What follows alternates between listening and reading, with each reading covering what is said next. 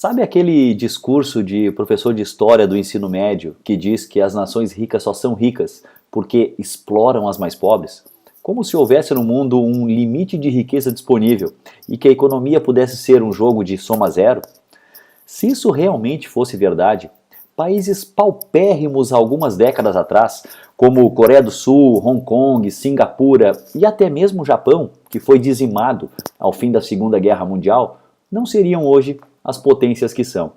E pior, pois se seguíssemos essa lógica, grandes empreendedores como Steve Jobs e Reed Hastings poderiam ser considerados os causadores da pobreza mundial.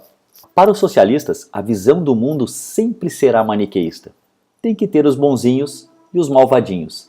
E mesmo que você crie um produto com múltiplas funções, integrando telefone, câmera, player de música, com capacidade de processamento de um computador, que se você fosse comprar separadamente cada um deles, sairia muito mais caro, ou revolucione o mercado do entretenimento, permitindo que você possa assistir séries e filmes em qualquer lugar do planeta com acesso à internet, e com essas inovações gerasse um número gigantesco de empregos pelo mundo afora, ainda assim eles te colocariam no lado malvado do seu espectro. E por que isso acontece? Porque para os esquerdistas não é nem um pouco interessante que a população tenha antipatia pelo principal responsável pela pobreza do planeta, os governos e a sua necessidade nunca satisfeita de extorquir dinheiro da população através de impostos, leis e agências reguladoras, que nunca servem ao povo, mas sim às empresas protegidas no que hoje nós costumamos chamar de capitalismo de compadres ou corporativismo. E por que os esquerdistas preferem demonizar aqueles que geram a riqueza e não quem explora a riqueza em seus discursos utópicos? Porque os esquerdistas precisam do poder centralizador do Estado para realizar seu desejo de controlar a população ao seu bel prazer. E a própria história do socialismo prova que o único resultado da exploração é pobreza para todos os lados, inclusive para o país explorador.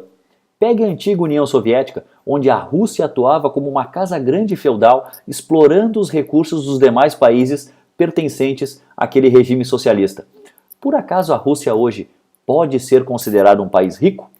A Espanha, que acabou de colocar um socialista no poder, era a nação mais rica do mundo no século XVII, quando descobriu minas de prata na América do Sul. E hoje não figura nem entre os 20 países com o melhor padrão de vida no mundo, apesar de, durante muito tempo, ter explorado suas colônias.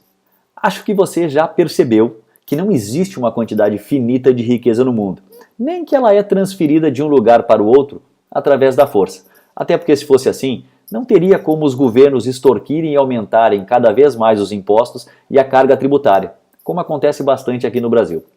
O que acontece, e isso o teu professor doutrinador do ensino médio passou bem longe de te ensinar, é que a riqueza é produzida de forma conjunta pelos trabalhadores e empreendedores, onde cada um calcula os riscos que quer correr dentro do mercado e ganha proporcionalmente ao esforço dispensado.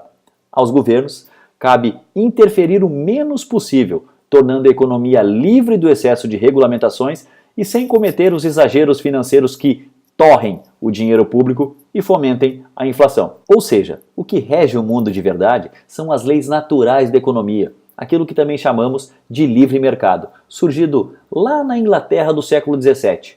Inglaterra que é, até hoje, um dos países mais ricos do mundo. Muitos condenam a tal desigualdade que o livre mercado proporciona e que por isso a intervenção estatal é fundamental para regular as fortunas e equilibrar a distribuição de renda. Mas essa falácia nunca vai se sustentar, pois é impossível acabar com a pobreza taxando cada vez mais quem gera as riquezas. Vamos refletir sobre isso. Imagina que todo início de mês você e uma outra pessoa são colocados em uma sala com os respectivos salários de cada um. Você gera em riqueza através do seu trabalho R$3.000, enquanto a outra pessoa gera apenas R$1.800. Ali, o dinheiro é juntado em um monte e dividido em partes iguais, totalizando R$2.400 para cada um. No mês seguinte, a mesma coisa acontece, e assim sucessivamente, até que num belo mês, aquela pessoa que já recebe menos, aquela pessoa que já produz menos que você, resolve ser ainda menos produtiva.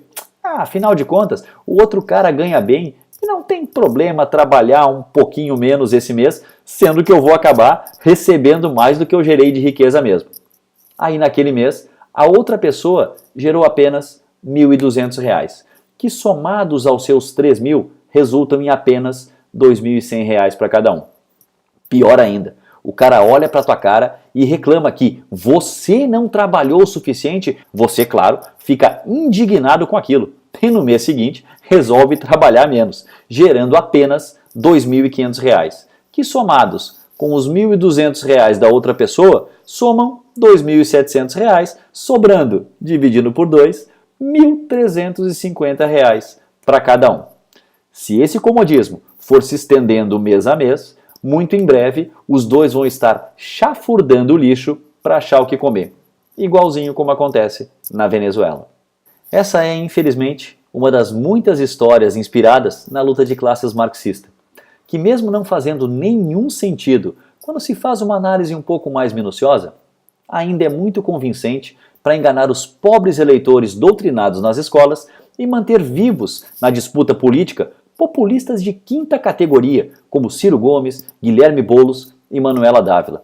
Se hoje ainda existem nações afogadas na pobreza, enquanto seus governantes curtem as benesses que só o dinheiro pode comprar, explorando a população com alta carga tributária e distribuindo migalhas, é porque esses comunistas por conveniência, que na verdade adoram o capitalismo opressor, manipulam diariamente a opinião pública através de seus tentáculos midiáticos e culturais, mantendo, em cabresto curto, sua manada de idiotas úteis.